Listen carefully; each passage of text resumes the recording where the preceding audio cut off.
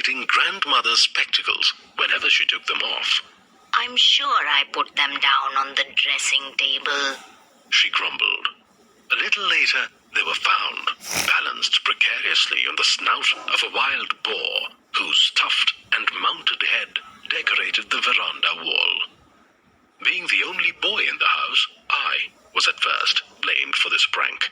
But a day or two later, when the spectacles disappeared again, only to be discovered hanging from the wires of the parrot's cage, it was agreed that some other agency was at work. Grandfather was the next to be troubled. He went into the garden one morning to find all his prized sweet peas snipped off and lying on the ground. It was then Uncle Ken's turn to suffer. He was a heavy sleeper, and once he'd gone to bed, he hated being woken up.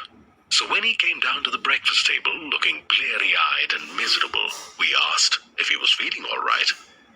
"I couldn't sleep a wink last night," he complained.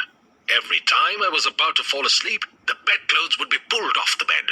I had to get up at least a dozen times to pick them off the floor." He stared painfully at me. "Where were you sleeping last night, young man?" I had an alibi.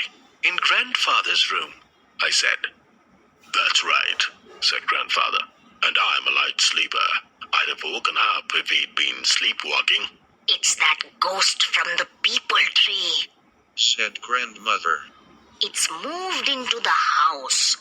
First my spectacles, then the sweet peas, and now Ken's bedclothes. What will it be up to next, I wonder?" We did not have to wonder long. There followed a series of disasters. Vases fell off tables. Pictures fell from walls. Things got worse when Aunt Minnie came to stay. The Pret seemed to take an immediate dislike to Aunt Minnie. She was a nervous, excitable person, just the right sort of prey for a spiteful ghost. Somehow, her toothpaste got switched with a tube of Grandfather's shaving cream. She appeared in the sitting room, foaming at the mouth. Uncle Ken shouted that she'd got rabies, and we ran for our lives. "We'll have to leave this house," declared Grandmother. "If we stay here much longer, both Ken and Minnie will have nervous breakdowns." "I thought Aunt Minnie broke down long ago," I said. "None of your cheek," snapped Aunt Minnie. "Anyway, I agree about changing the house," I said breezily. "I can't even do my homework. The ink bottle is always empty." "There was ink in the soup last night," complained Grandfather. And so, a few days and several disasters later, we began moving to a new house.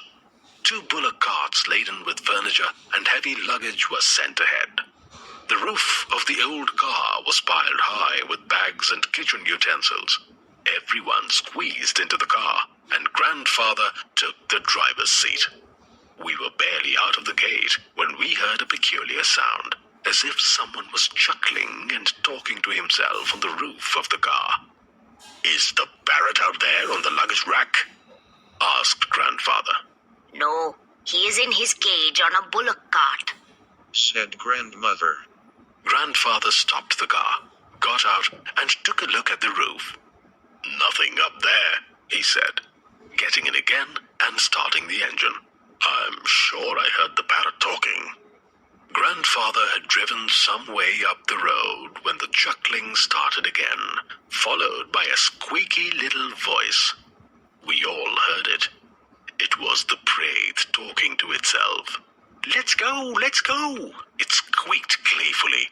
"A new house. I can't wait to see it. What fun we're going to have."